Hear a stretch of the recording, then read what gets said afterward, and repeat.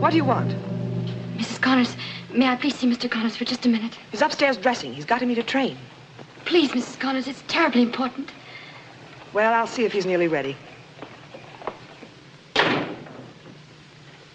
That Julia Norman's at the door to see you. Julia Norman? Jeff Norman's daughter? What does she want? I don't know. She didn't say.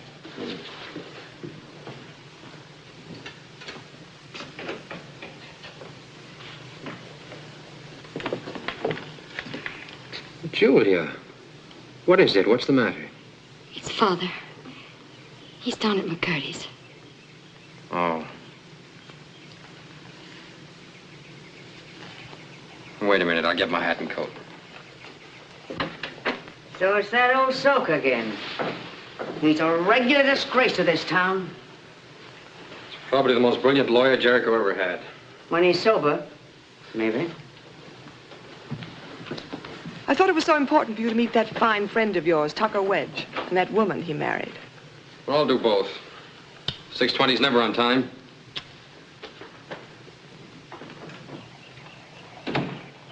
We'll have to hurry.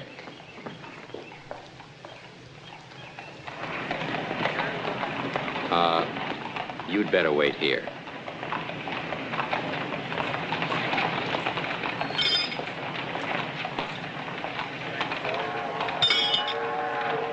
Cheese it.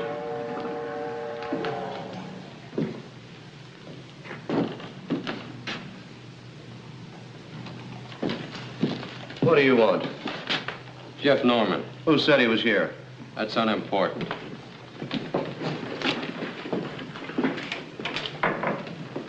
Where is he? You got a search warrant? No.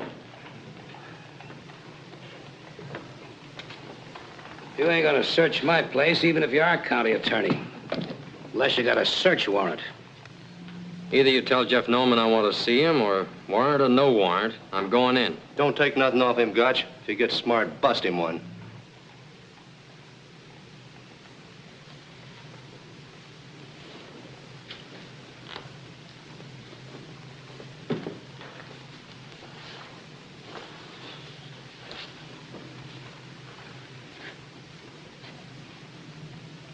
Come on, Gotch, make up your mind. I've got to meet a train.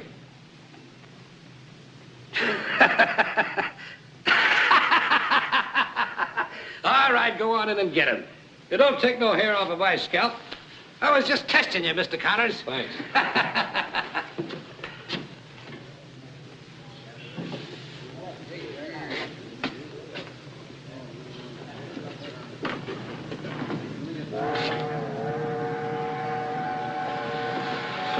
Mr. Norman. Come on, Mr. Norman, come on. Name Connors, isn't it? That's right. Well, very good of you. Very good indeed. I don't desire to leave just now. Shut up. He got you plumb back down, ain't he? I'm warning you, shut up. You're plumb scared to death. I suppose I'd better... I don't let nobody laugh at me. I don't desire to keep her waiting. She's a good girl, David. That's right. A good girl. You got a gun, she's gonna go back!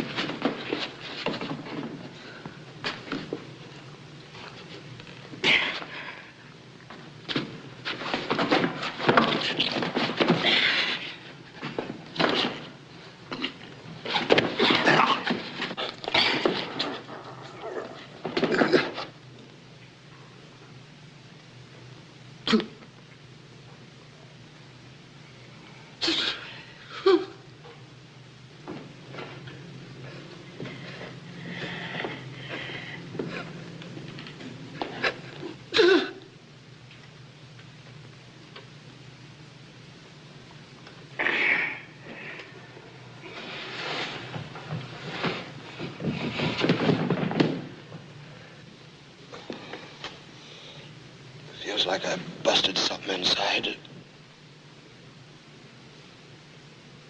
God, you better have somebody call for an ambulance right away. And don't let anybody touch him till Dr. Patterson gets here. Let's go, Mr. Norman.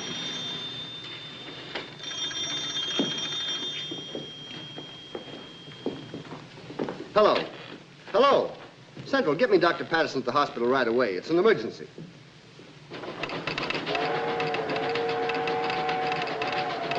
Well, here it comes, snorting like an old bull. Hello there. Ah, Connors, again we meet. Are you folks taking this train?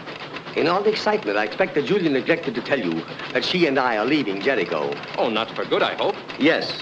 As it happens, a distant cousin of mine in Delaware, of whose existence I must confess I have little knowledge, has died and left her estate to us. You might say that I was in a manner celebrating that unlooked-for event when Julia asked you to seek me out this afternoon. I'm sorry to see you go. I'll miss you. Thank you. And we shall miss you too, both of us. You're a fine man, Connors, and a fine lawyer. Thank you, sir. You'll go far. Even in Kansas. Come, Julia. Goodbye, Mr. Connors. And thank you again for everything. Goodbye, Julia.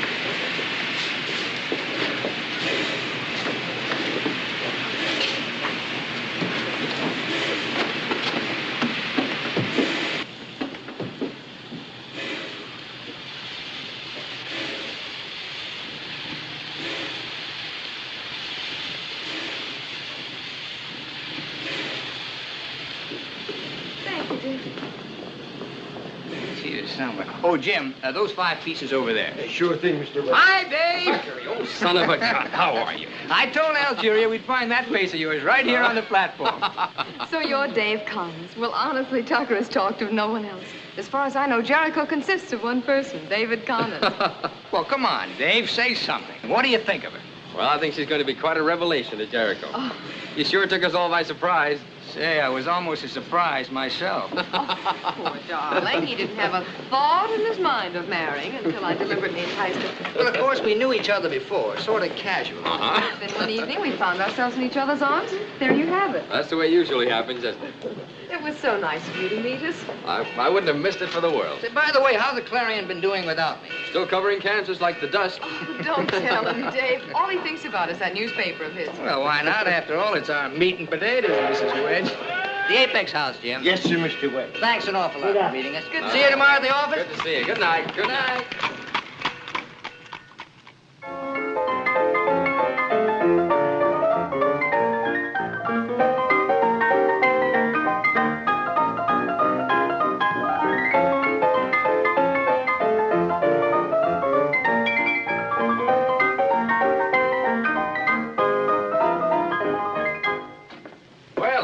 It's about time you got here. You know women. Oh, Tucker thinks that all a woman has to do is slip into a dress and she's ready. Algeria, I'd like you to meet my wife, Belle.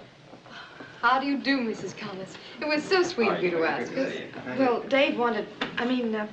I've been wanting to meet you. Hello, Belle. Hello, Tucker. Can I take your hat and things? Oh, Tucker? Yes, thank you. Just put your head over here and come on in. You know everybody. Sure. Hello, Judge. It's good to see you again. My, what a beautiful hat. Oh, do you like it? I'm so glad. Oh, that's all right. I'll just put it here. You know, Tucker and I were married in such a hurry, I didn't have time to do any shopping. I'll just leave these with my hat, if I may. Oh, I'll take them. I'm sorry. I'm sorry. Shall we go in? Well, Yes, very let's. hard to predict the outcome, Dave. You see... Excuse me. Oh, certainly. Belle, will you introduce Algeria to our guests? Oh, Dave, I'd rather you did it. I get so mixed up with names. Oh, of course, dear. Algeria, I'd like you to meet Belle's mother, Mrs. Dunham. How do you do, Mrs. Dunham?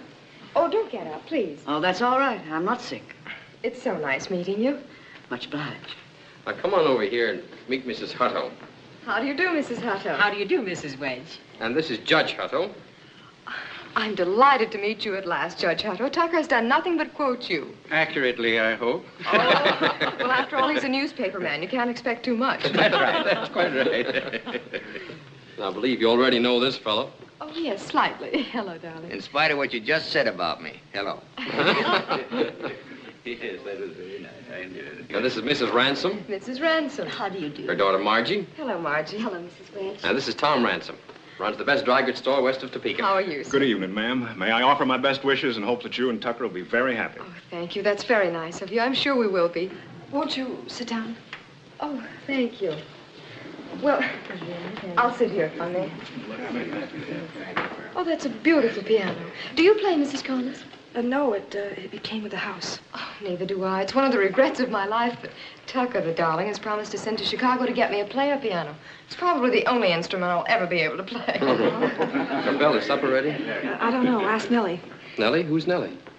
The maid. Oh, excuse me. Oh, Nellie, you ready for us to come in yet? Just as soon as I get another plate of soup. But this one's cracked, and it's for her. Well, you might as well come in, everybody. She'll be ready by the time we are. I hope you won't mind just a country supper at a country lawyer's. We're pretty informal around here. No regular servants. Of course not. I'm flattered to be included. Now, we don't have to worry with Belle and her mother cooking the way they do. Well, I thought it was very nice. Over here, please, out here. Shine on, harvest moon, up in the sky. I ain't had no lovin' since January, February, June, July. Snow time, ain't no time to stay aside and smooth. Shine on, harvest moon, for me and my gal. Well, I suppose you find Jericho pretty dull. Oh, on the contrary, I find Jericho very diverting. Well, a lot of people think it's ugly and backward. But you don't. You love it, don't you? Mm-hmm. Why? Oh, I don't know. Maybe because of nights like this. Kansas nights. Look, there's Venus, the bright one.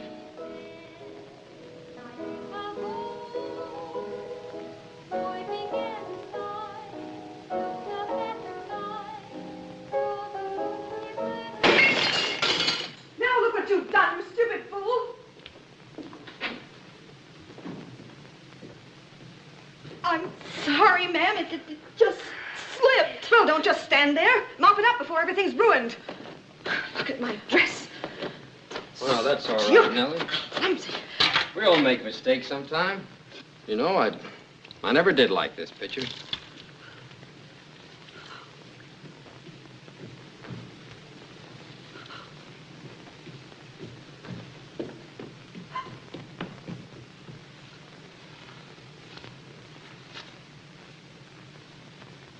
You were right, Tucker. Dave's everything you said he was. But those dreadful women. Ooh, they are pretty awful, aren't they? Whatever possessed him to marry such a creature? Why does any man ever marry any woman? Tucker! Well, except you, of course. You...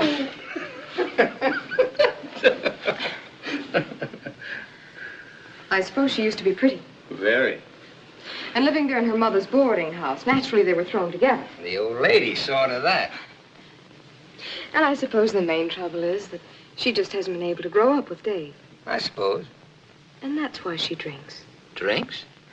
Don't tell me you didn't know. Well, of course, there's been a lot of talk, but... I knew it the minute I saw her.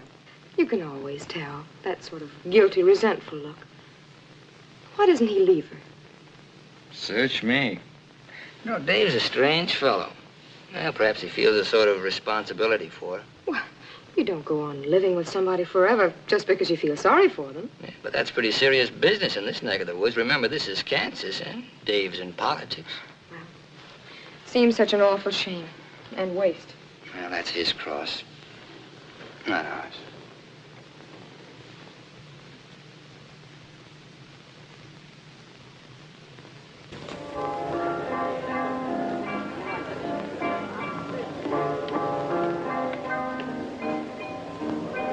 Good evening. Algeria, how nice. Horace, well, Tucker, how are you? So just beautiful. Oh, it's beautiful. Would you like to join the people? I'd love to. How are things down at the office? Fine, Horace. Do you know Dr. Fritzer? Herbert? One of my favorite people. Well, sure. How nice. How are you? How are you? Hello, Mrs. Wedge. Good evening. They told me to give you that. Thank you. You're welcome. Gee, some party, ain't it?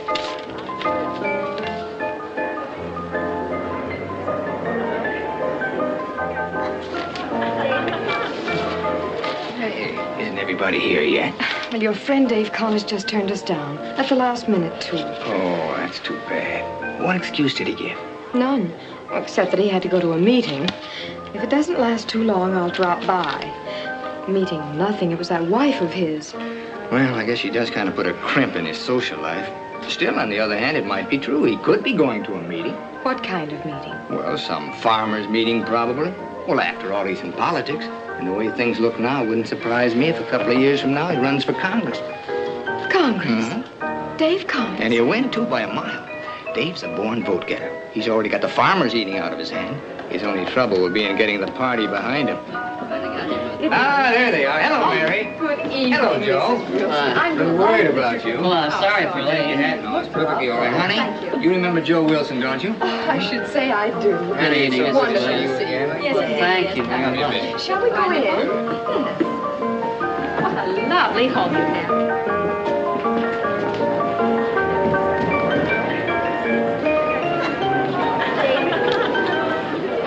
How does it work? Well, it's very simple, actually. All you have to do is just flip these two little keys. Oh, I've never seen one you didn't have to pump. It is the very newest thing. If I'd known they were going to make pianos like this, I certainly would never have taken lessons.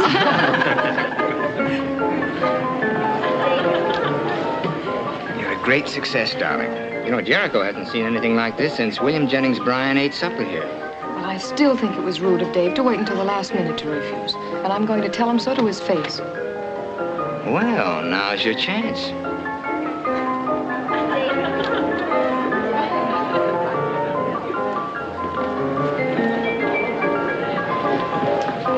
Hello, Dave. Hello. Well, the meeting was over sooner than I expected. Am I still welcome? That depends on how well you dance.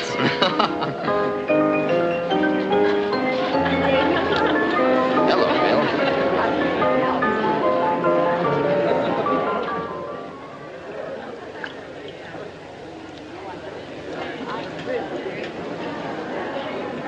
Oh, yes, we enjoyed it, too. I'll hear you. Oh, thank you.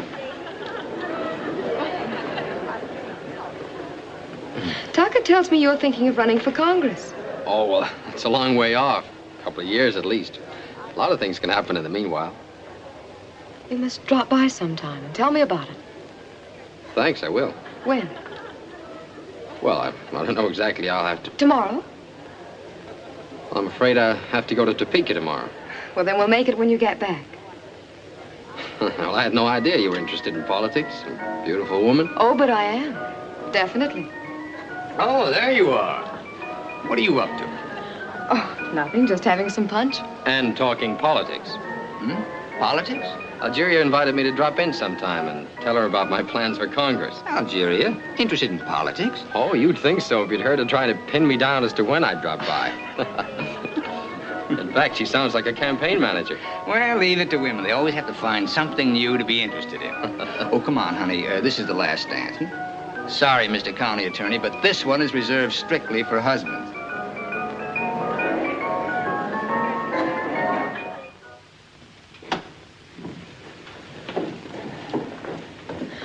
Oh, Martha, never mind about that tonight.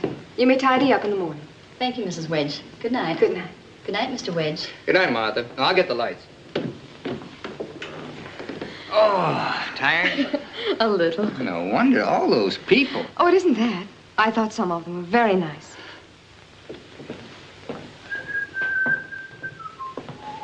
Tucker. Hmm? I've been thinking about Dave Connors and Congress. Doesn't that disturb you? Why, no. I figured Dave's just about as good a man Oh, as... I know, but well, just imagine that awful wife of his in Washington. Of course, I can understand how she'd like that. I guess any woman would like to see her husband in Congress, but Belle Connors? Why, everybody in town knows she's drunk from morning till night. Well, how do you know that some other wives in Washington don't take a nip now and then? It's no laughing matter, Tucker. It's tragic. Oh, darling, I know how you feel about Dave and how loyal you are to him. But there's some things you just have to put above friendship. Yes, but if the Clarion doesn't support Dave, well, how'll I ever explain it? Well, there doesn't have to be anything personal in it. After all, a newspaper has its responsibilities. Oh, I'm awfully sorry, dear. I didn't mean to upset you. I know that you think that Dave is the most wonderful man in the world. But it just so happens that I think you are. And I wouldn't want to see you do anything that wasn't right, ever. Well, compliments from you? What brought that on? Well, I'm afraid you'll probably laugh at me, but sometimes I just can't help feeling jealous of Dave. Maybe that's because I'm just not big enough to want to share you with anybody.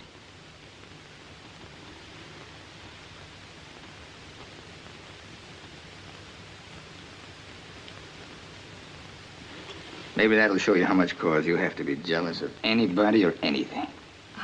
Oh, thank you, darling.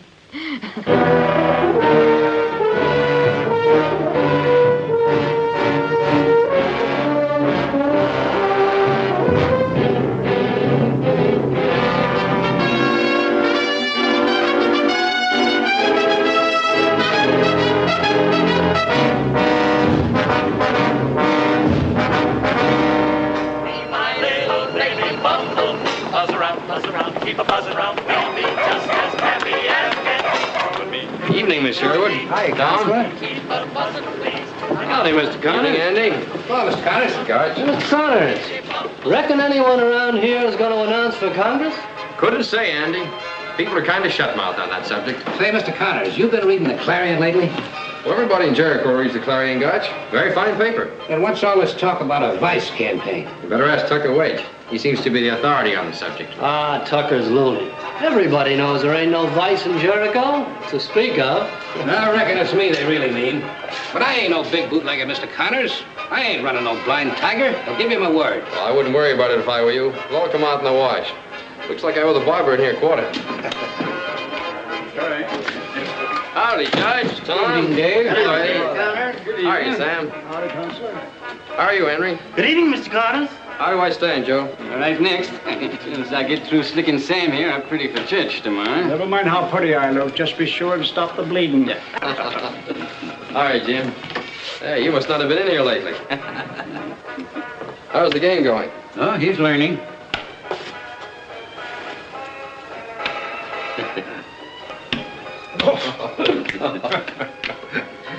Still haven't announced, huh? Oh, too early, Judge. I want to wait and see what some other people are going to do first. Then you're crazy. The thing to do is jump in quick, beat everybody else to the gun. Well, all I can say is you better get the Clarion off your neck. How, Judge? We're going on a liquor raid? That's pretty surefire politics in Kansas. Joe, you got any suggestions where I ought to start? Not at my house. Mine neither. Besides, Judge, everybody knows as well as you do there's no bootleg ring in Jericho. Maybe Gotch McCurdy has a few bottles hidden away, and if I catch him with them, I'll wring his tail. But this business of snooping into people's homes just to get on the front page, not for me. Thanks, Tom. Trouble is, when a newspaper keeps yelling its head off day after day about the same thing, a lot of people are liable to begin believing it. By the way, I've got a new lawyer coming in my office who'd like to meet you. Okay, send him over. It's not a him, it's a her. What? You mean you've gone and hired yourself a she-lawyer? Sight of a pretty woman around the office is not such a bad idea, young man. Especially when you haven't got any more time left to enjoy them than I have.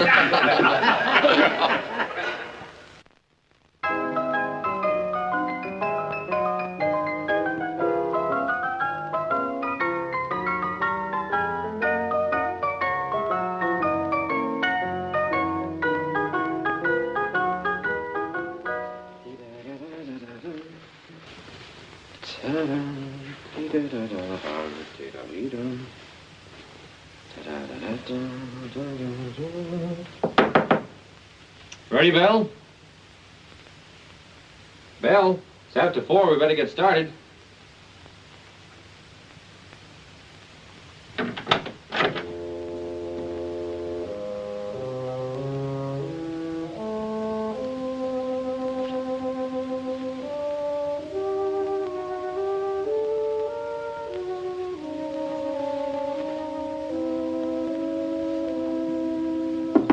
Bell?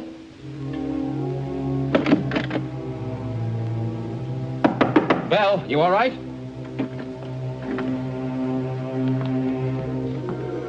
Oh, Bell, you promised.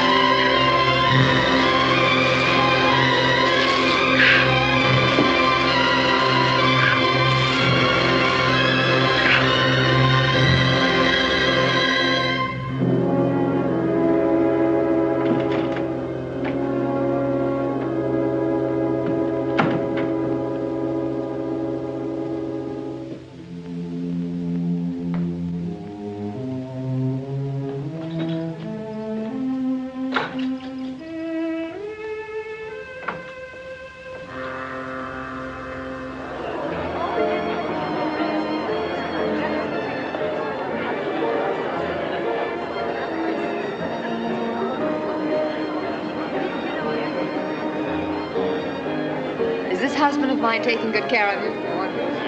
If he isn't, let me know.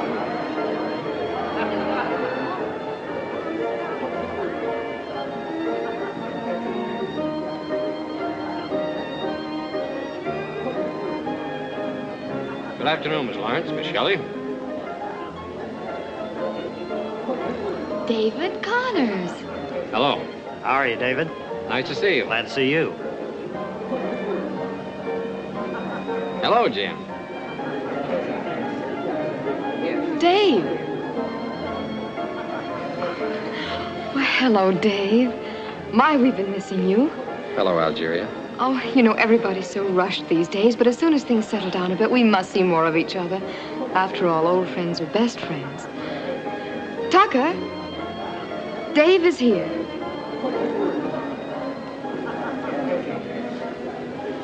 Hello, Tucker. How are you, Dave? Oh, Dave. Dave, do come along. I want you to meet Porter.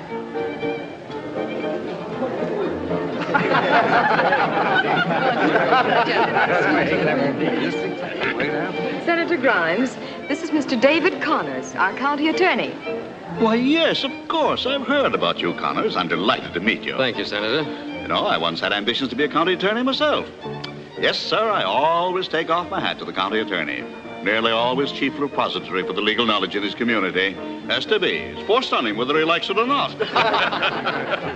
Well, you know, Tucker and Dave are such old friends. I'm sure we can depend upon him to support the ticket. Can't we, Dave? Depends on who runs on the ticket. Oh, haven't you heard? Why, Porter's persuaded Tucker to run for Congress. Congratulations. Thank you, Dave. Now, if you'll all excuse me, please.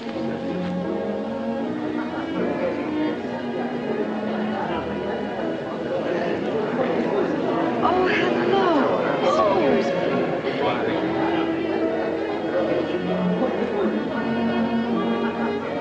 Oh, come on over, Dave. Here's someone else who wants to meet you. But I already know Mr. Collins. Julia. Julia Norman. Why, I can't believe it. I'll have you know I came to see you 3 or 4 days ago. But I gather you can't be bothered with she lawyers. You're the I'm sorry. Well, what am I supposed to say? Nothing. I think women lawyers are frightful, too. Your father, he's well, I hope. Father died just after we left here. Oh, I'm sorry. I didn't know. How could you? I hope you don't mind my saying so, but a real miracle has happened to you. In what way? Oh, in many ways. I haven't changed, really. It's just that, like Topsy, I just grow. Are you really going to practice here? Only in Judge Hattow's office. I doubted the time has come for a woman to appear in the courtroom. Well, why not? Customs of the race. What led you to do it? Guilt complex, I expect. You see, I was supposed to be a boy. And when I wasn't, well, Dad had to do the best he could with what he had. He began teaching me when I was 10. And then after he died, I went to law school in the East. Got through my bar examinations only last month. I wrote Judge Hatto. He gave me a job. And here I am. You're certainly the prettiest lawyer in the country. Thank you. Well, I'm sorry, but I'm afraid I'll have to run. Trying to kill two birds with one stone. I have another party out in the country. Voters? Potential. May I go with you? Well, it's quite a long ride. It'll give me a chance to catch up on things since I left Jericho. Well, then I suppose we should say goodbye to our hostess. Now, shaking hands. Oh, I'm afraid that's rather impractical. It looks as if Algeria's going to be awfully busy for a while. Now, okay, Senator. Nice big smile.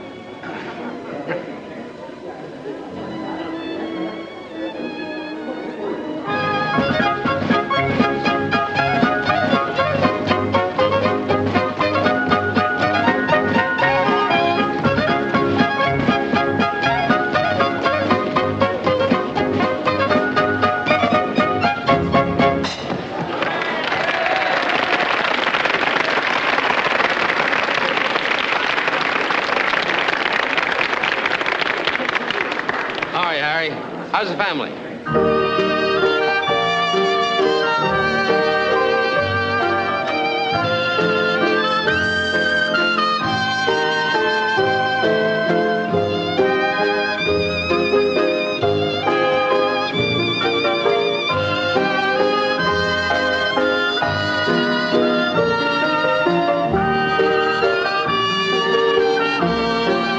Evening, Mr. Connors. Evening, Harry. Good evening, Mr. Connors. How are you, Tom? Fine night for dancing, Mr. Connors. Yes, it is. Hello, Mr. Connors. From what I've noticed tonight, this district ought to go pretty solidly for David Connors. Well, maybe. If I want to hold on to their votes, I better let some of those young bucks have their turn with you.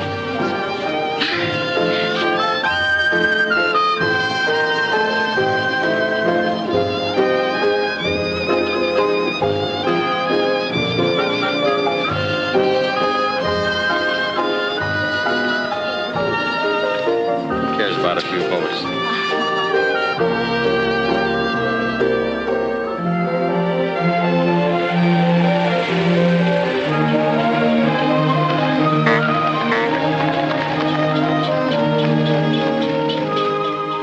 Hello. Dave! Look, Mr. Pickwick, just arriving at the Blue Lion, Muggleton.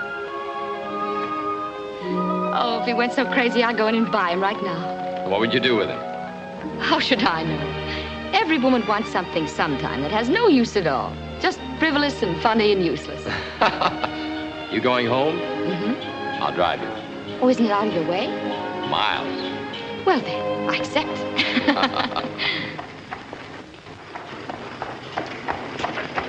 You made up your mind about Congress yet? I don't know. What do you think? Well, if you're interested in a career, Well, that's just it. I'm not sure it's worth giving up my whole life for. And that's what it would mean if I were elected. Besides, there's something I haven't proved to myself yet. Whether I can be successful in general practice. Oh, how ridiculous. Why, everyone knows you just use your office to build up a scaly, slinking criminal practice. You've been reading Tucker Wedge's editorials again, huh? Judge Hutto says they must be pretty scared the way they're going after you, horse, hoof, and artillery. You're not hesitating because you and Tucker used to be friends, are you? Oh, no, that would make me all the more anxious to beat him. Then I'd do it. Maybe I will. Well, hello there. Hello, Algeria. Oh, you haven't by any chance seen Tucker around, have you? I promised to pick him up, and I'm hours late. He's going to be furious, poor darling. I suppose you know there's your real opponent. I wonder why she dislikes me so much. I doubt if she does dislike you. As a matter of fact, I have an idea that's the trouble. She likes you more than she should. Now, wait a minute. And since she can't have you, she's going to make what she does have better than you. That's why she can be so deadly. She's going to elect Tucker or else. Huh. Say, that must have been some law school you went to, young lady. It was.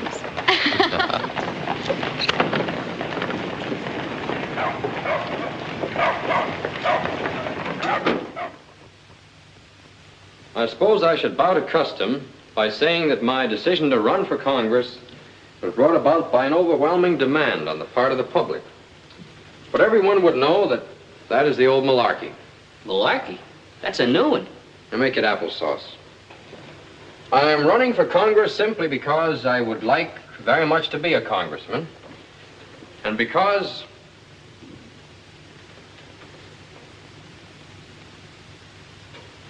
hold it there. I'll finish it later.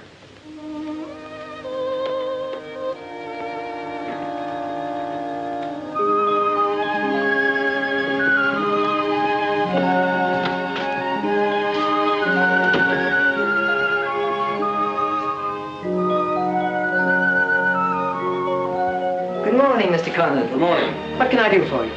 Well, you had a little figurine of Mr. Pickwick in the window yesterday. Yes, we did have, but I sold it not an hour ago. But I have some other very nice pieces. Let me see. How about High Walter? Oh, no. Thank you. Now, that'll be all. Too bad about Judge Hutto, isn't it? What about Judge Hunter? Oh, didn't you know? He just died. My wife happened to be passing there and telephoned me. Oh, no, I didn't know. Wonderful old gentleman. But then, as I'll always say, we all have to go sometime.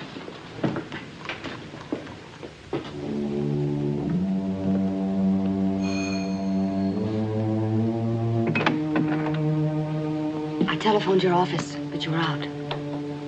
How did it happen? He just leaned back in his chair, was gone.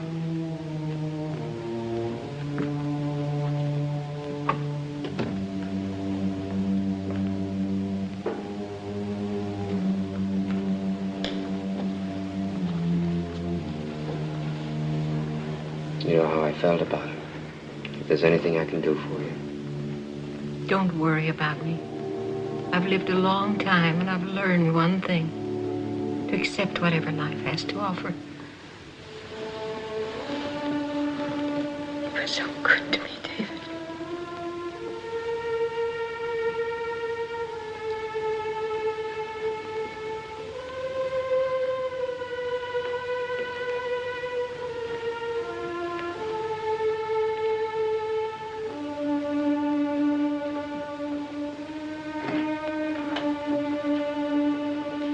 She's asked me to take charge of things.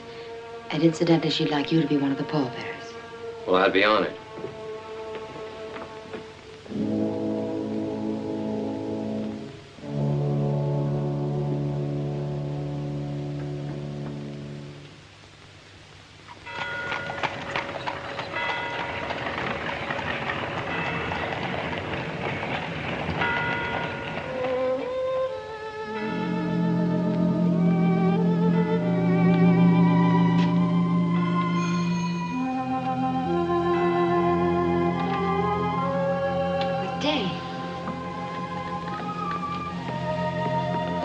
I just dropped by to see if there was anything I could do. Mrs. Hutto hasn't been seeing anyone since the funeral. Oh, I see. Well, good night. Dave.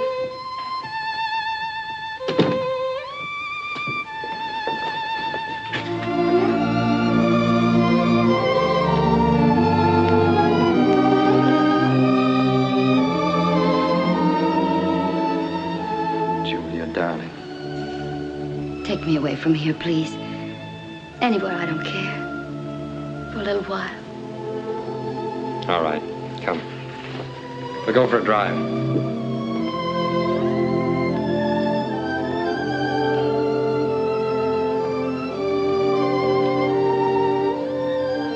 What are we going to do, Dave? I mean, how are we going to deal with it? Why should it be dealt with in any way, except the way we want? Because it's utterly wrong. You know that. So do I. Things like this have happened to other people before and turned out all right. I've never known anything like this to turn out right yet. But I love you, Julia. I know now that I've never loved anyone else. I'd only make you miserable. In all my life, I've only wanted one thing. To make you happy. I've been in love with you for as long as I can remember. Even when I was a child, I used to come and see my father. I used to watch you then. So kind, so sure. It's so amusing. You never knew it. I used to walk blocks out of my way, just hoping I'd catch a glimpse of it. Julia. Why shouldn't I tell you now? You've always been the center of my life. I guess that, more than anything else, is why I came back to Jericho.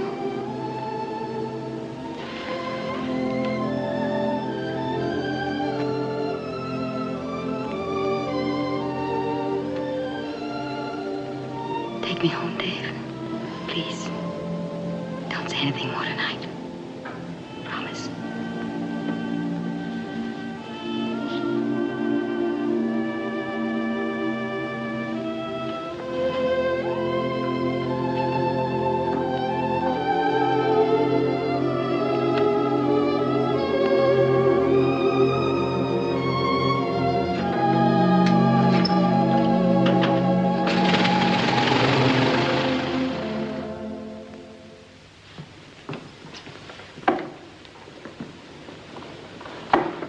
Just put it here.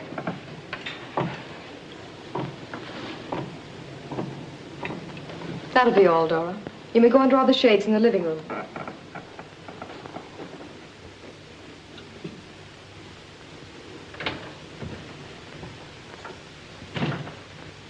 Algeria. Guess what? What? Dave Connors is not going to run. Not going to... Mm-mm.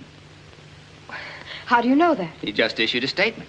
But what did he say? What excuse did he give? None, except that after careful consideration, he finds it impossible to devote the necessary time and energy to the office. Oh, darn it. What's the matter? Well, I thought you'd be delighted. Well, I am, of course, but I would have rather beaten him at the polls. Beaten him publicly. You know, sweetheart, sometimes you're too deep for me. Here we are with Washington right on the horizon, and you act as if beating poor old Dave were a personal issue. Say, if you ask me, I think it was mighty sporting of Dave to... Oh, Tucker, don't be foolish. Sportsmanship had nothing to do with it. He quit for a reason. I only knew what it was. Well, that's not so very important, is it? The point is... Of course it's important. Anything like this must have something behind it. You don't suppose he... What? Oh, nothing. By the way, I saw that wife of his today. Sitting on the front porch, drunk as usual, I suppose, in the middle of the afternoon. Maybe that's it. Maybe he suddenly realized... Tucker, please don't scavenge. I can never keep a thing in the house when you're around. Oh, sorry. Has it ever occurred to you that an attractive man like Dave might have found consolation somewhere else? Who? Dave? Oh, you're out of your mind. It has been done, you know.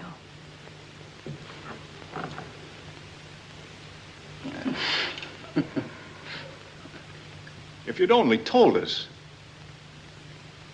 Why, Dave, why? Give us one sensible reason. You read my statement. We read a lot of words. You could have won. You know that. You still can win. No. All right, it's your decision. Oh, Tom, I'm sorry. I didn't mean to be rude. It's just that everybody's been at me all day. And, well, I don't want you to think, any of you, that I don't appreciate all you've done for me. That's all right. We understand. Thanks, Tom. Good night, Dave. Good night, Counselor. Good night, David. Good night, boy.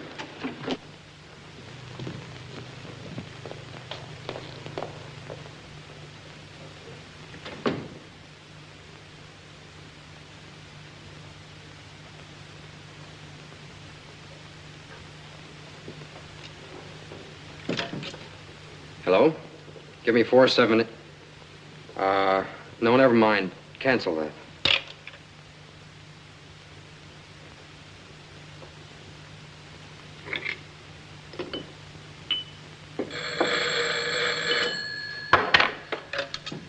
Hello? Julia. I've been reading the papers. Why did you do it? Well, I couldn't afford to make the race at this time. Could you pick me up, drive me home? I've got to see you. Yes, my car's outside. I'm just leaving. I'll meet you there.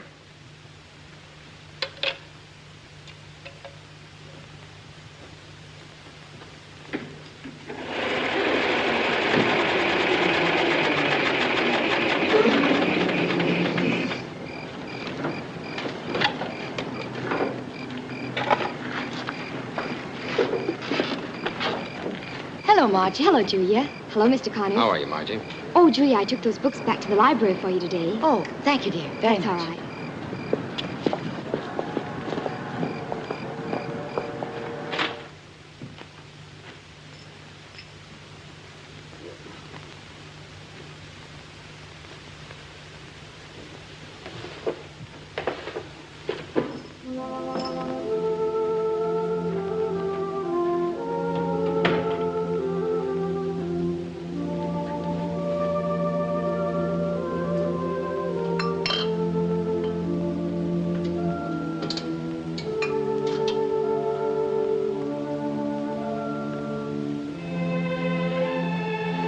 Julia. No. That's over, Dave. Over. I'm leaving Jericho. Leaving?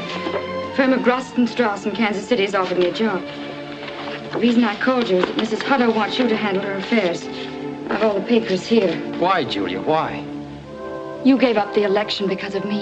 Well, that's not the reason at all. It was just... You do a lot of things well, David. Lying is not one of them. All right, I quit because I knew that if I ran for office, I couldn't see you anymore. Don't you realize, Dave, that all it could ever mean is a sordid backstreet love affair, and I don't want that. I'll ask Belle to free me. She'd never do that, and you know it. What I love you, Julia. I know it's my fault. I had no business letting it start. You better hurry. There isn't much time. I'm leaving tonight on the 11:40.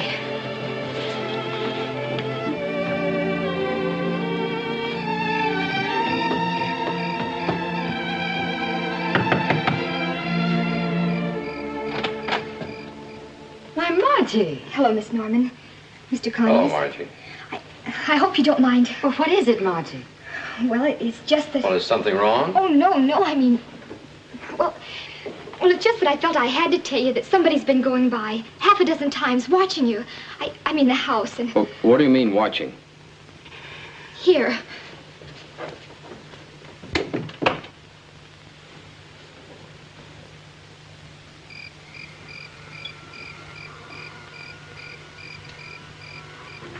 Who is it? Mrs. Wedge. Algeria. I didn't know what to do. I mean... That's all right, Margie, and thank you. Well, I guess I better go now. I hope I didn't... Oh, not at all, Margie. It was very kind of you. Thank you, and good night. Good night.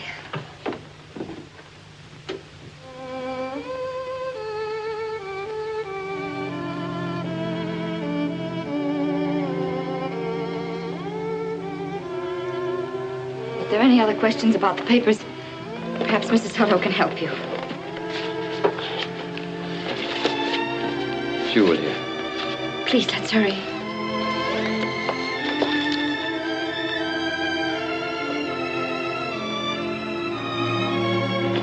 Oh.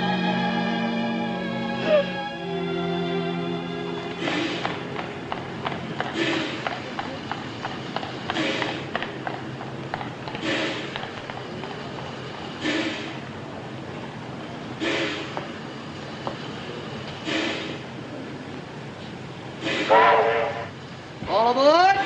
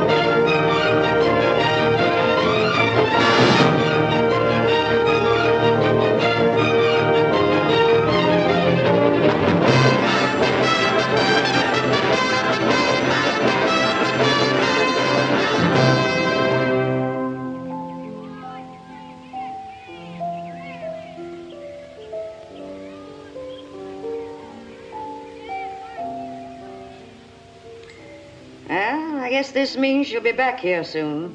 Who? Algeria Wedge. What's she done now? It's not her this time, it's him. According to the paper, looks as if he's going to run for senator. Maybe we'll have something to say about that. We could have been there in Washington right now. Well, we could. Well, then why aren't you? Because Dave lost his gumption and quit. But he won't quit next time. Well, it looks to me that she's there and you're not.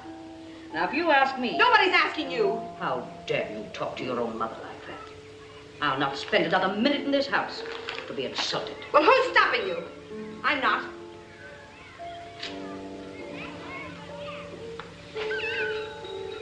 Belle, would you like to go for a walk? Where to?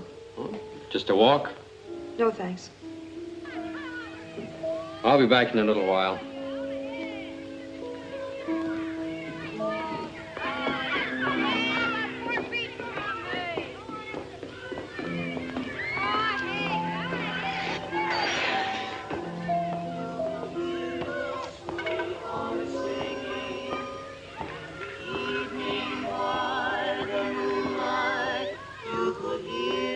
Hello, Mr. Connors. Good evening, Anita. Hello, Mr. Connors. How are you, Terry? Folks would enjoy it. They would sit all night and listen as we sang.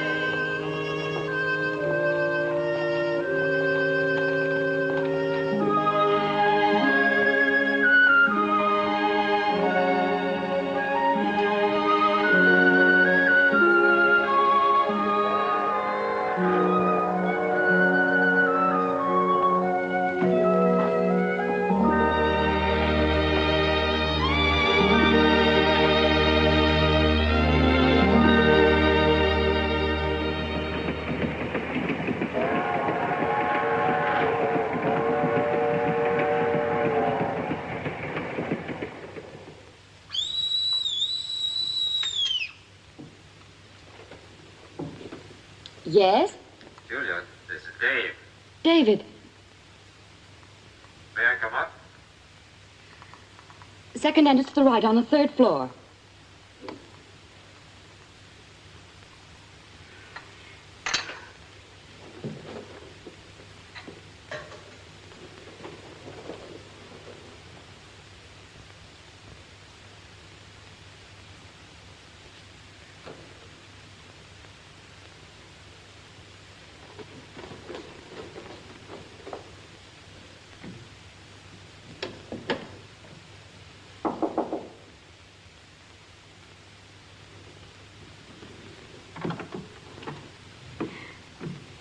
Dave, Julia.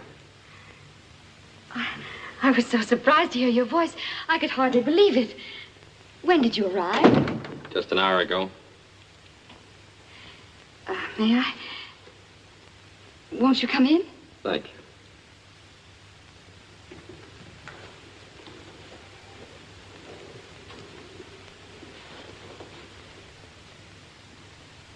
Oh. Please sit down. Thank you. These apartments are all built in the same pattern. Living room, bedroom, bath, and kitchen. You have all that here. It's really very livable. I hate apartments. It's very pretty, the way you furnished it. I haven't spent much time on it. I've been very busy at the office.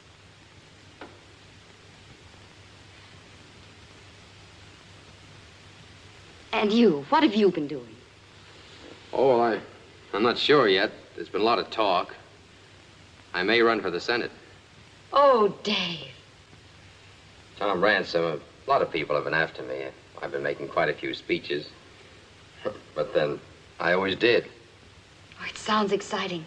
Tucker Wedge is going to run. Of course, I could always run as an independent. It might be fun to upset Algeria's little apple cart. So I tried to. Yes. Yes, it might.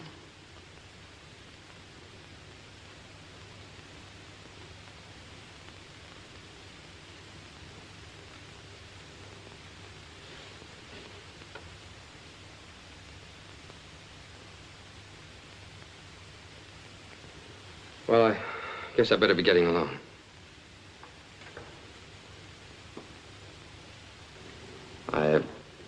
going back tonight on the 10:20. It's been nice seeing you again, Julia. I'm glad you're doing so well. Thank you, Dave. And lots of luck.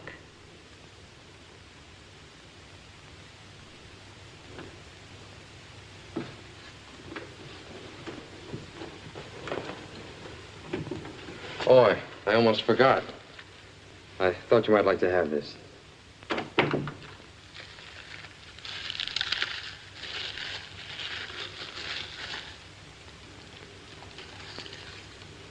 Mr. Pickwick.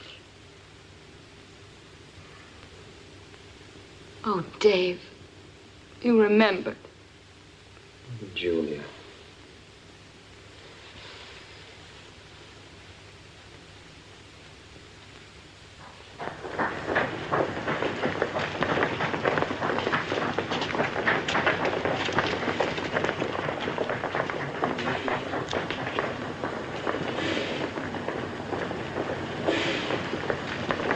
Julia, darling. Oh, hello, Lucy. You're not going someplace, are you? No, it's just, Mrs. Landon, this is Mr. Connors. He's from Jericho. He's a lawyer. An old friend of my father's. Oh, really? How do you do, Mr. Connors? How do you do? My husband's a lawyer, too. He's in Julia's firm, you know. Oh, that's nice. Well, I suppose I better go. Yes, I expect so. Oh, if you're leaving, Mr. Connors, I'll just wait and drive home with Julia. I didn't tell my husband I was coming, so naturally he's not here to meet me. Oh, you haven't any other plans, have you, Julia? No. No, I have no other plans. Well, goodbye, Julia. Goodbye, Dave.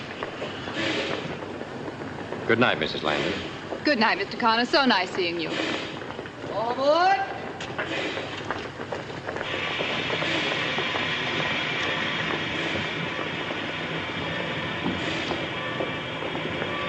What an attractive man. Is he married? Yes. Yes, he's married. Too bad. But then the attractive ones always are. Such a dreary trip. The dust was simply awful. Then to make things worse, we developed a flat wheel. It was worse than having a toothache.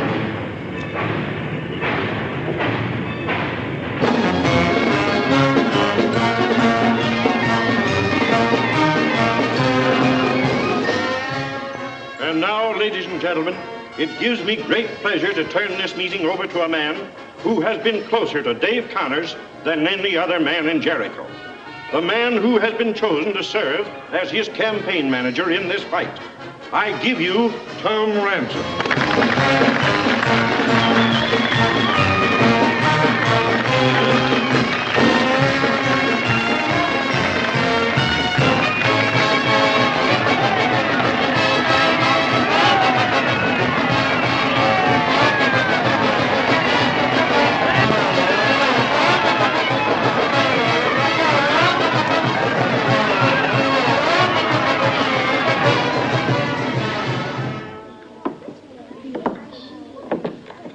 What is it called? A hobble skirt? No, it's a sheath gown. Oh, honestly, everybody in New York and Washington is wearing them.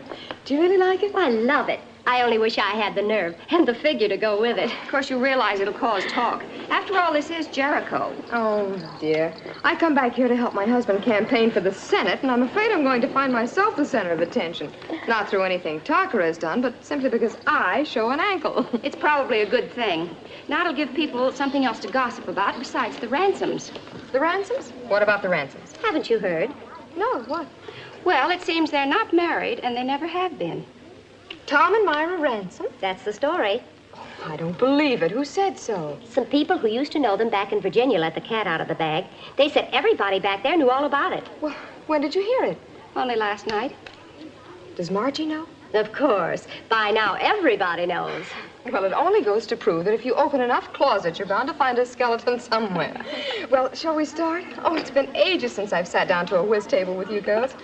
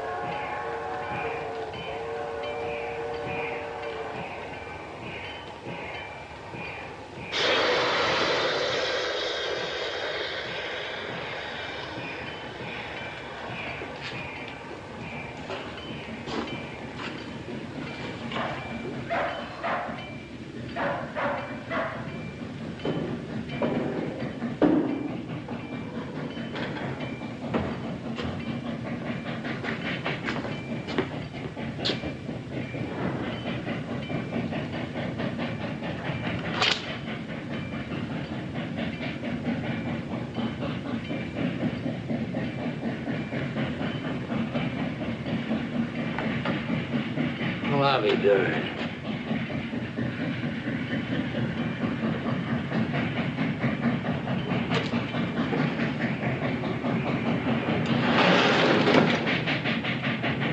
You keep away from me. You're that ransom girl, ain't you?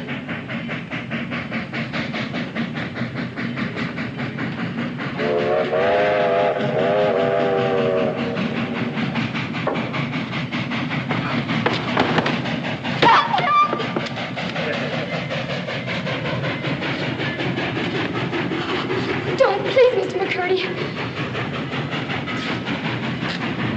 Ain't no use making a fuss. I can be pretty nice to a girl if she's nice to me. I can get mean, too, if I get mad.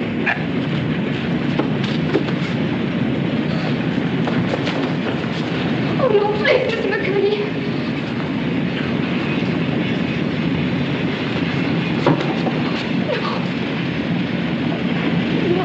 No, please, Mr. McCurdy. Look, you don't know what you're doing.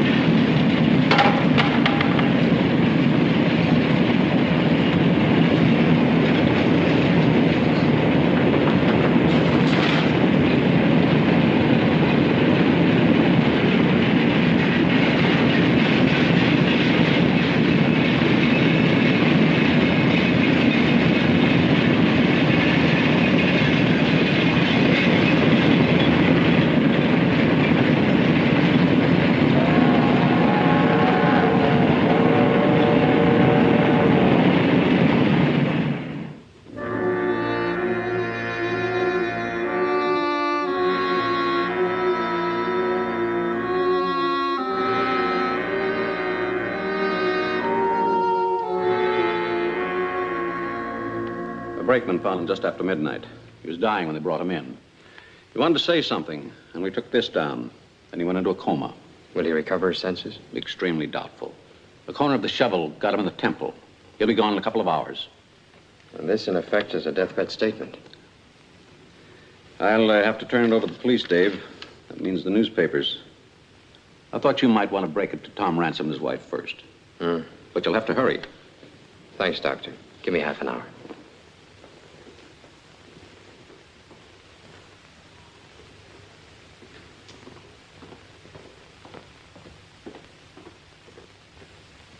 You and I know it couldn't have been the way McCurdy said, but we've got to find Margie to get the truth.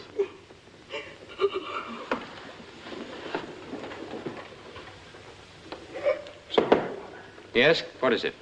Excuse me, I thought this might be important. Oh, excuse me.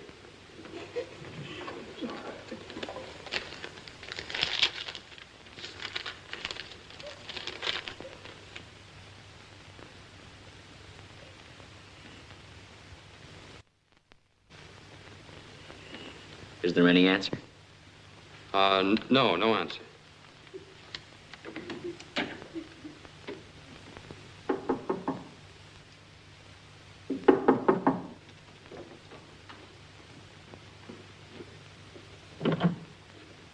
Hello, Dave. Julia, I got your wire and...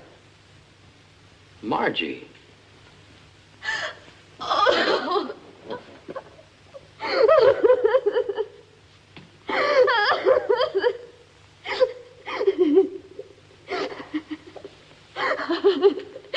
Margie, everything's going to be all right. She came directly to me. Nobody knows. Oh, good.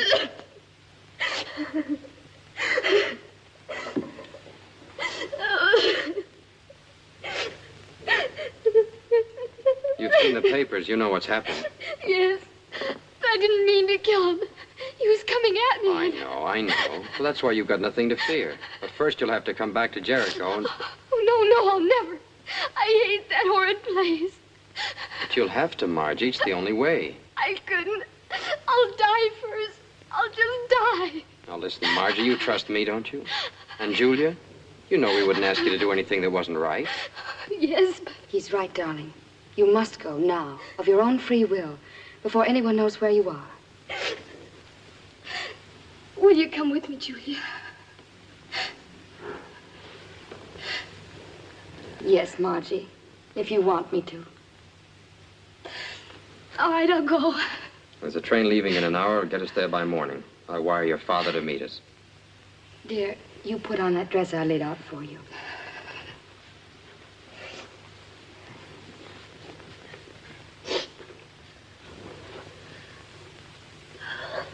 Margie.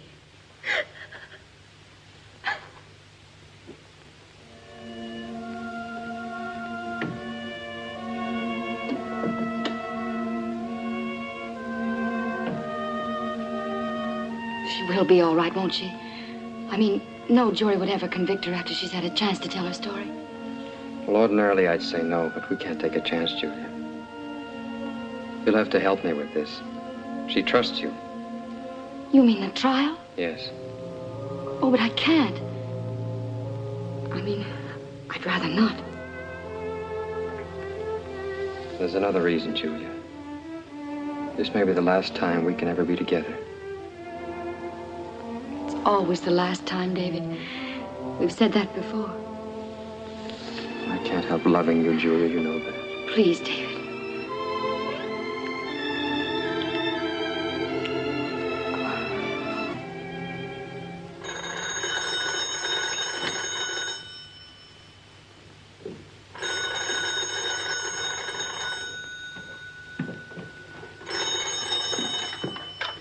Yeah? Who? What the devil do you mean by waking me at this hour? Huh? Where? Oh, I see. Well, use your own judgment. You're in charge. Yeah, I understand that. Yeah, later. Yeah, goodbye.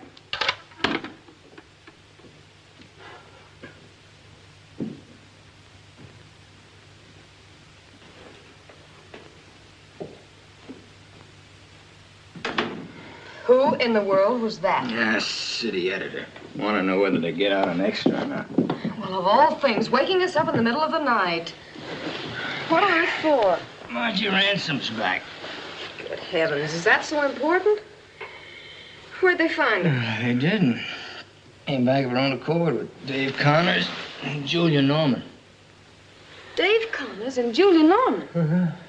Julia is back here? Yeah, I'm going to assist Dave at the trial, according to his statement. But I thought... Hmm? Nothing. Go to sleep.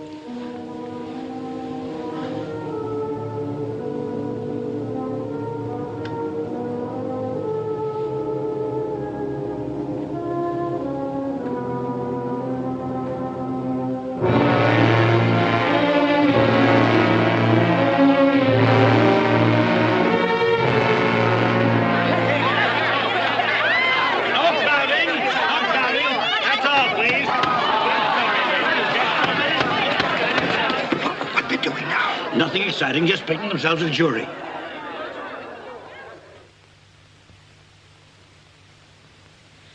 Well, it looks as though he's going to get her off. Hmm? I said it looks as though he's going to get her off. Who? Marjorie Ransom. Oh, sure. It looks that way. And everybody knows that girl couldn't commit murder. Really, Tucker, you're the most naive person I've ever known. Naive? Well, just look at all the free advertising Dave's getting. And in your own paper, too. Well, Dave just happens to be lucky. He's got a good case, that's all. Uh-huh, and look what he's doing with it. He's got the whole county eating out of his hands. If you're not careful, he's likely to ride right in on the bandwagon. Well, what do you expect me to do? You can't go and convict a girl just to win an election. Well, no, of course not that, but it seems to me there ought to be something you could do to offset him. I wouldn't worry too much about it. You know, winning a murder case is not winning an election. Oh, say, I better get going. Well, goodbye, dear. Goodbye, Tucker.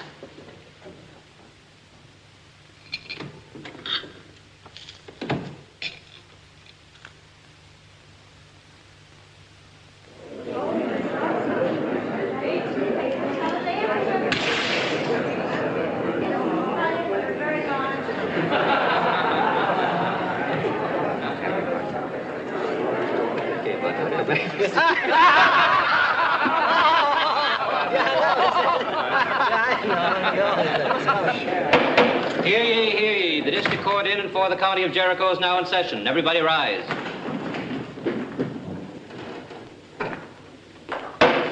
Be seated.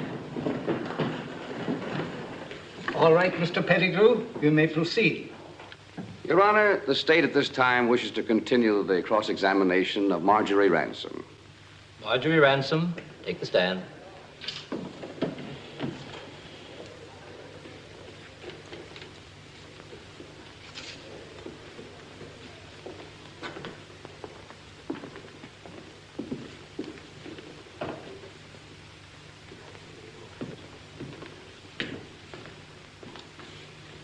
Miss Ransom, you told us before recess that you went to the freight yard on the night in question, that Mr. McCurdy followed you, that he attempted to seize you, and in self-defense you swung the shovel. Yes, sir. Now, will you tell us what you were doing in the freight yard that time of night? Running away. Oh, yes, running away. Running away from what?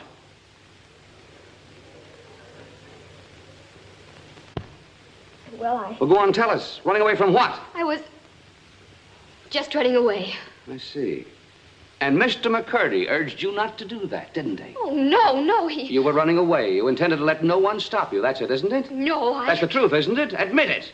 Come on, tell me. Answer me truthfully. Your Honor, I suggest that counsel for the state give the witness time to answer the question. Answer the question, Miss Ransom. I withdraw the question for the moment, Your Honor. And now, Miss Ransom, will you tell the jury why, if, as you say, you were simply defending your honor, you didn't stay and report this occurrence? Well, I didn't realize I'd hit him so hard. Oh, come, Miss Ransom. All I want you to tell us is whether at that very moment you didn't know that McCurdy was dying and you were afraid to report it because you knew you were guilty of murder. Answer me. Do you realize what can happen to you if you don't tell us the truth? Your Honor, I must protest the prosecution's manner of questioning my client as abusive and threatening. Oh, I beg your pardon, Miss Ransom. I didn't realize your feelings were so tender. However, I must insist that you answer my questions. Did you run away because you knew you had killed him, or didn't you? That's all, Your Honor. All right, you're excused, Miss Ransom.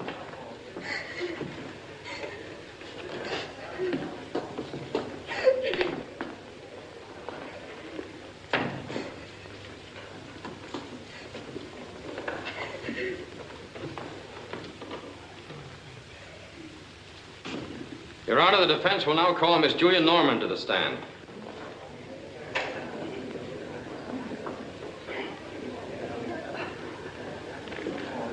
Raise your right hand. Do you solemnly swear the testimony you're about to give in this case, the truth, the whole truth, and nothing but the truth, so help you God? I do. Take the stand. Your name? Julia Norman, Where do you live? Kansas City. Occupation? Attorney at law. You formerly lived in Jericho. Yes. How long have you known the defendant? Almost all of her life. Did you ever see Marjorie Ransom in Kansas City? I did. When? About 6 weeks ago. What did you discuss? Her plans to return to Jericho. Tell the court under what circumstances she returned. But when she learned that McCurdy had died and that murder charges had been filed against her, she decided of her own accord to come back here to answer those charges and prove her innocence. Thank you, Miss Norman. Your witness. Mr. Connors. How long have you been a resident of Kansas City? About 2 years. Have you, in that time, had any correspondence with the defendant? We've exchanged Christmas cards. Is that all?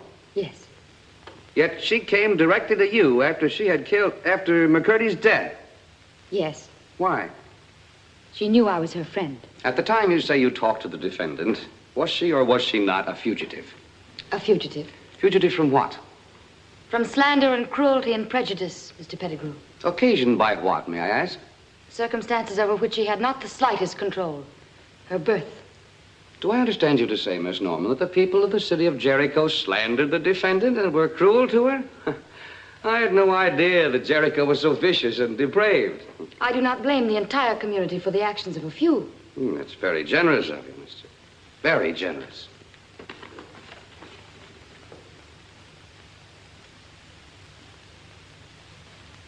Miss Norman, what is your relationship to the chief counsel for the defense, Mr. Connors? Associate counsel. Is that all? Never mind answering that, Miss Norman. You're excused.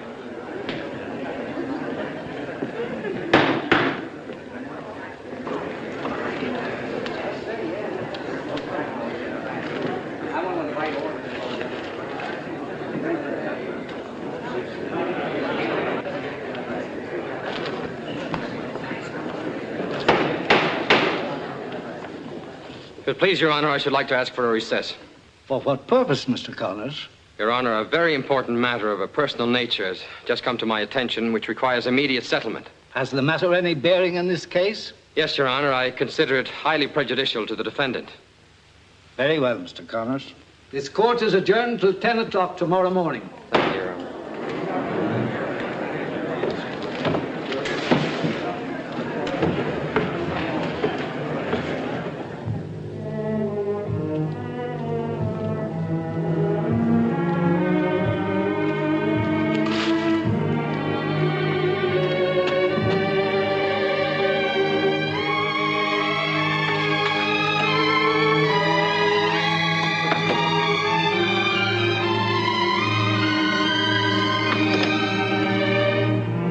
Get out of here. Get off this place. I want to see Belle. Well, I didn't expect to see you here. Didn't you? Right out in the open, eh? Yes, right out in the open. Where's Belle? She doesn't want to see you. You know that. Belle? Belle?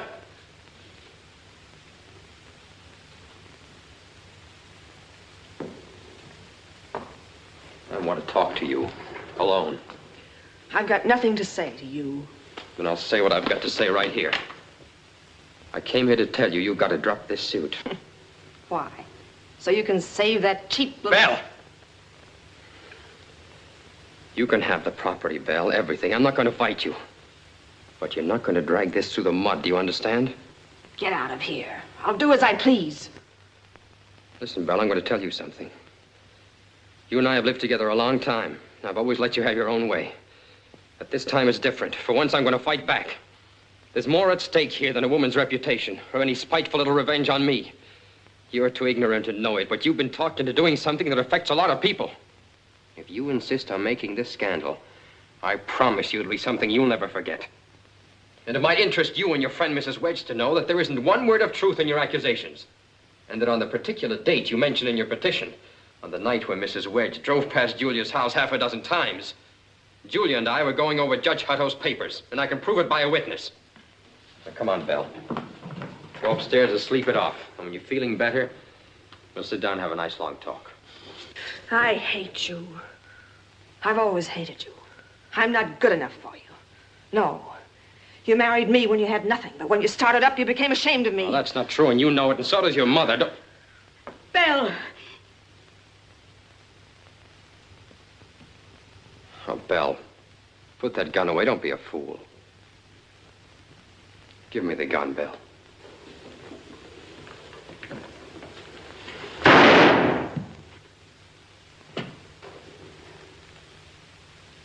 Dave!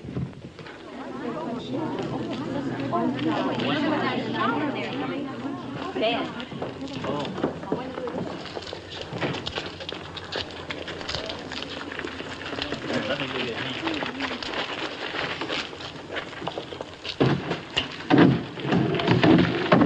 His hat and coat. Oh, thank you.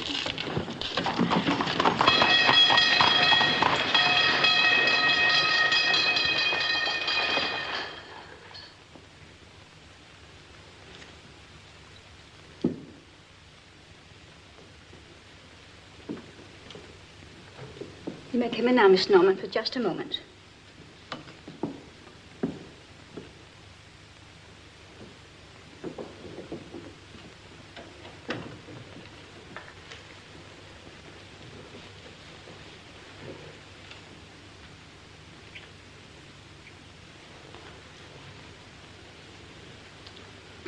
It's too early to say yet. He's a very sick man, Miss Norman. Double shock, the bullet and surgery. He's lost a lot of blood. He just gave him a transfusion.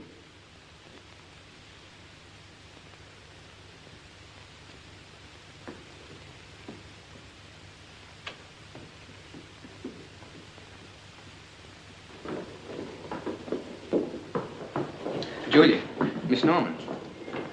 How is he? It just doesn't seem possible. I mean, Dave, well, how could it have happened?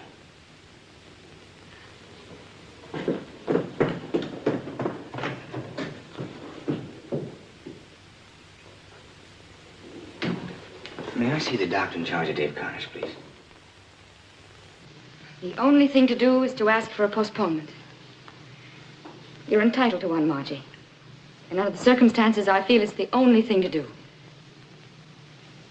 Besides, it'd really be better for me to withdraw from the case altogether. My very presence might be prejudicial to you. Well, how long a postponement? That depends on Mr. Connors' condition. Or at least until some other lawyer can familiarize himself with the facts. Does that mean that Margie will have to go through all this again?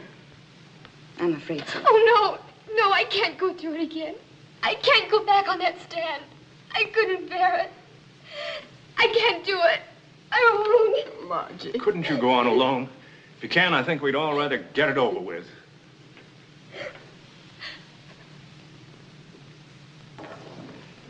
Be seated. Miss Norman, Yes, Your Honor. have you any information this morning regarding Mr. Connors' condition? Yes, Your Honor. I have a message here from Dr. Patterson at the hospital. It says, patient's condition unchanged. Respiration and pulse weak. Have ordered second transfusion. Miss Norman, this court will be inclined to entertain a motion for a postponement, if you so desire. Thank you, Your Honor. But the defendant does not wish a delay. You're prepared to proceed alone? Yes, Your Honor. Very well. You may call your next witness. Thank you, Your Honor. But first, may I point out to the court that this case, through circumstances beyond our control, has ceased to be an ordinary murder trial and has become a political contest in which the guilt or innocence of Marjorie Ransom is of secondary importance. Your Honor, I protest this imputation of ulterior motives, and I ask The word has gone out, Your Honor. Beat Dave Connors. Beat him here, and you won't have to beat him at the polls. I am aware of no such word. Just a moment, Mr. Pettigrew. This is a grave charge, Miss Norman. Are you prepared to produce any evidence that this court is being subjected to undue political pressure? I am, Your Honor. Then, Your Honor, I insist that the jury be dismissed while these fantastic The court will decide if the charges are fantastic, Mr. Pettigrew. Go ahead, Miss Norman. I intend to prove by my next witness that a definite conspiracy did exist for the sole purpose of discrediting David Connors as candidate for the United States Senate. I shall prove further that the injection of this irrelevant issue tends to deprive the defendant of her rights to a fair and impartial trial, as it is inconceivable that it should not react upon and thereby influence the jury. If it please the court, no one can regret more than I do the unfortunate accident that's removed Mr. Connors from this trial. However, I must point out to my learned colleague that a purely domestic quarrel into which Mr. Connors has become involved. Brought about, as I shall prove, if not actually planned, by forces inimical to Mr. Connors' political aspirations. But having no bearing whatsoever upon the matter before us. On the contrary, having great bearing, Your Honor. If the counsel for the defense has proof that the defendant is being deprived of a fair trial, this court wishes to be informed. Call your witness, Miss Norman. But, Your Honor... Take your seat, Mr. Pettigrew. First, Your Honor, may I direct your attention to a peculiar set of circumstances about which even Mr. Pettigrew cannot claim lack of knowledge. I ask you to look at the press table, Your Honor. Why were all these out-of-town newspaper men brought here yesterday? Why was their arrival perfectly timed to coincide with the publication and circulation in this courtroom of a scandalous newspaper story regarding Mr. Connors and myself? Is anyone naive enough to believe they just happened to be here? Or is it possible that the word went out to certain editors that this case might be well worth watching? Your Honor, I object to this wholly gratuitous and unfounded attack upon the press of this state. And I ask that the defense counsel's entire statement be stricken from the records as immaterial, irrelevant, and based upon nothing more sound than vague inferences. I must warn you, Miss Norman, that vague and unsubstantiated deductions will not be acceptable to this court. If you have evidence that your client is being denied a fair and impartial trial, you may proceed. Otherwise, I shall have to accept the prosecution's objections and order all such immateriality stricken from the records.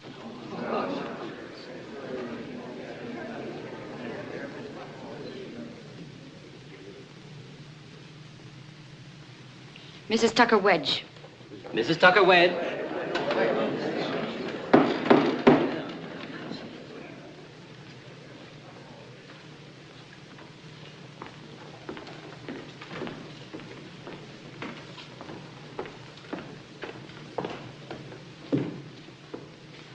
Your name? Mrs. Tucker Wedge. Raise your right hand. Do you solemnly swear the evidence you're about to give in the case pending is the truth, the whole truth, and nothing but the truth, so help you God? I do. Take the stand.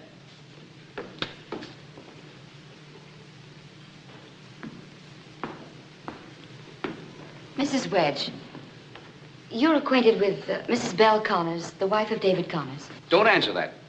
I object, Your Honor. What has Mrs. Wedge's acquaintance with Mrs. Connors to do with the murder of Gotch McCurdy? I withdraw that.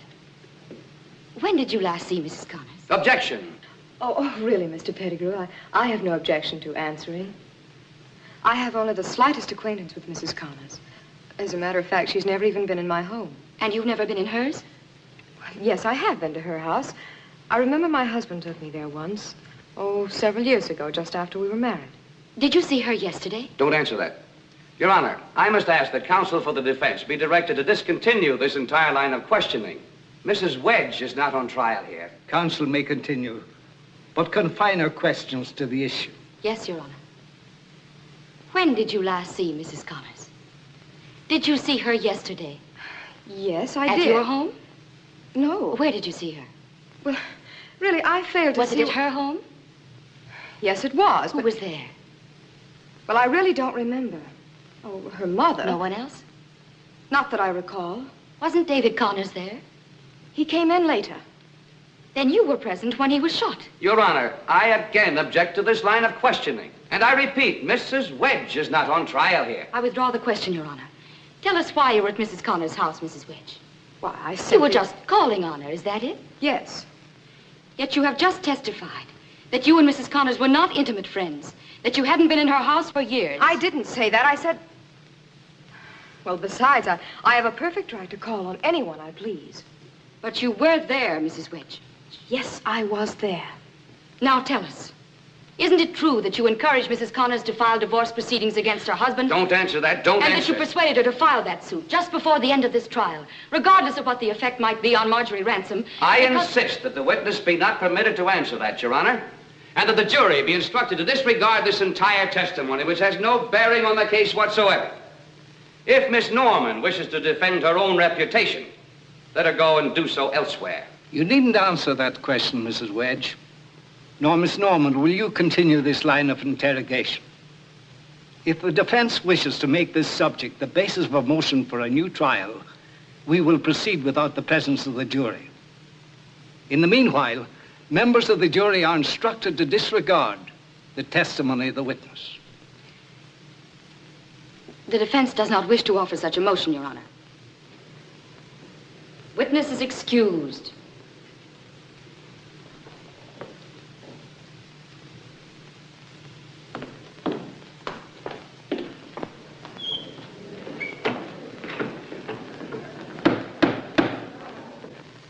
Your Honor, as concluding witness for the defense, I should like to return to the stand myself for the purpose of answering the last question which was put to me yesterday by the prosecuting attorney, and at which time I was not permitted to answer. Very well, Miss Norman. Mr. Reporter, read the concluding questions of the last session. Question, Miss Norman, what is your relationship to the chief counsel for the defense, Mr. Connors? Answer, associate counsel. Question, is that all? Never mind answering that, Miss Norman. You're excused. My answer to that question, gentlemen, is that it is true that I am and have been in love with David Connors. I think I began to love him as a child. It was this love of him that caused me to return to Jericho to practice law, in order that I might be near him. Later, Mr. Connors came to love me. But that there has been anything reprehensible in our relationship. That we have ever, at any time, done anything to spoil it. That we are guilty in the slightest degree of the conduct described on the front pages of the papers. I deny just as forcibly as I confess my love for him. From the day we acknowledged our love, we both regarded it as hopeless. That is why I went away from Jericho. And that is why, with one exception, I never saw Mr. Connors. From the day I left here until he came to my apartment in Kansas City to bring Margie Ransom back here for trial. Are there any further questions, Mr. Pettigrew? No questions.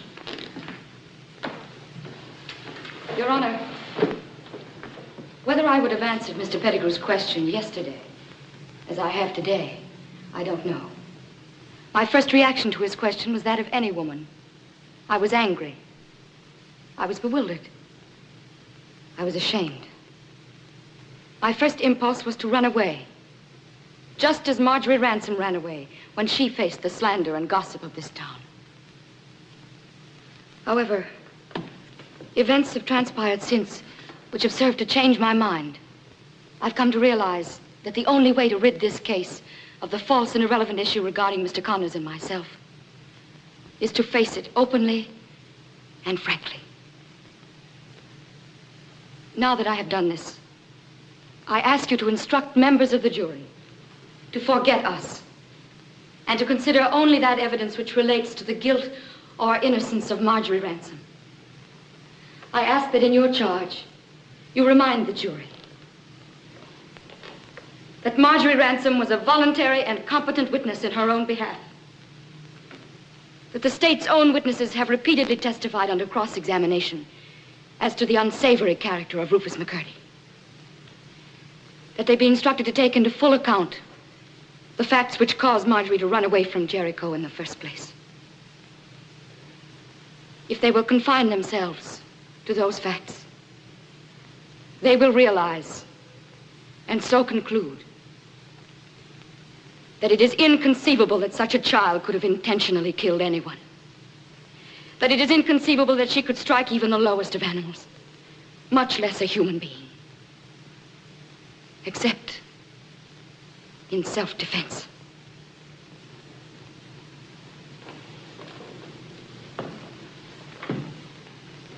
That is the plea that I know Mr. Connors would make if he were able to be here today.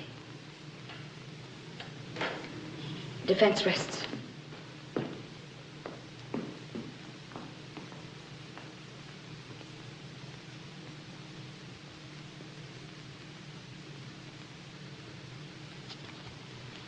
All right, Mr. Pettigrew. We'll proceed.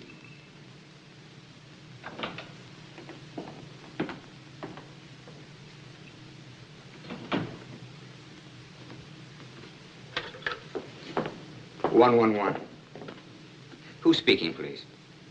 Oh, Miss Ella, this is Tucker Wedge. Can you tell me how Mr. Connors is now? I see. Well, if there's any change, Miss Ella, I wonder if you'd let me know. Thank you. Well, don't look at me like that. I'm not a criminal. Tucker, surely you don't think that I planned to have Dave shot. Why didn't you tell me you were there? Well, it never really occurred to me. Oh, yes, it did occur to you. You were afraid to tell me, weren't you? Well, if that's the attitude you're You going to deliberately ruined the only real friendship I ever had. I shouldn't worry too much about it if I were you. At least Dave's problem has been simplified, his and Julia's, now that he has a sword to hold over Belle's head. Provided, of course, he lives. Well, whatever happened, surely you realize that what I did for you. For me? For yourself, you mean? It was you who wanted to go to Washington to make a big splash. You never did like this town, not from the first. You hated it. It was too little and narrow and small town for you. That's why you used me to get away, wasn't it? Yes, that's true. I did hate it. And I always will hate it. Well, I'm sorry to hear you say that, Algeria, because I'm afraid it isn't going to do you any good. Whether you hate it or not, from now on, you're going to live here and make the best of it. Where are you going? I'm a newspaper man. Remember? I'm going down to my office to make an announcement for the evening paper. I've just decided not to run for the Senate after all.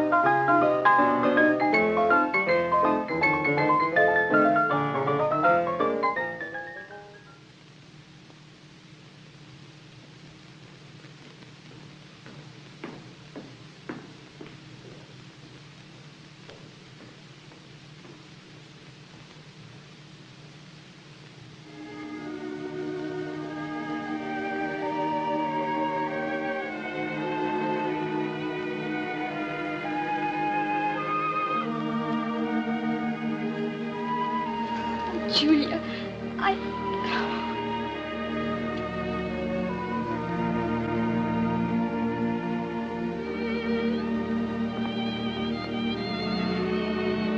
Julia, you may come in now.